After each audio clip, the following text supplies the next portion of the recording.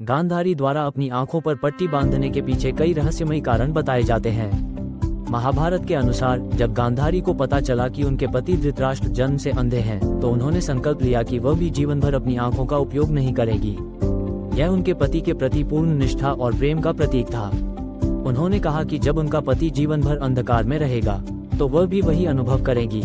यह निर्णय उनकी समर्पण भावना और कठोर तपस्या को दर्शाता है। कुछ विद्वानों का मानना है कि गांधारी का ये निर्णय एक प्रकार का विरोध था। गांधारी का विवाह उनकी इच्छा के विरुद्ध हुआ था। उनके पिता गांधार नरेश सुभाल ने मजबूरी में उन्हें धृतराष्ट्र से ब्याह दिया, क्योंकि भीष्म ने इस विवाह के लिए दबाव डाला था।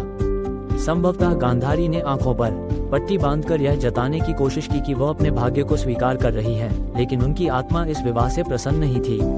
कुछ कथाओं में ये भी उल्लेख है कि गांधारी को एक भविष्यवाणी पता थी। यदि उन्होंने अपनी आंखों से धृतराष्ट्र को देखा तो उनके सौभाग्य का अंत हो जाएगा। इस कारण उन्होंने अपनी आंखों को ढकने का फैसला किया, ताकि उनके पति को कोई दुर्भाग्य न झेलना पड़े। गांधारी बहुत शक्तिशाली थी और उन्होंने अपने जीवन में कठोर तप किया था। जब उन्होंने दुर्योधन के पूरे शरीर पर अपनी दृष्टि डाली तो वह अजेय हो गया, लेकिन कृष्ण की चतुराई से उसका कमर का भाग बच गया और वही उसकी मृत्यु का कारण बना। यदि गांधारी ने अपने पति या अपने पुत्रों को पहले ही अपनी शक्ति से देख लिया होता तो शायद चीजें अलग होती।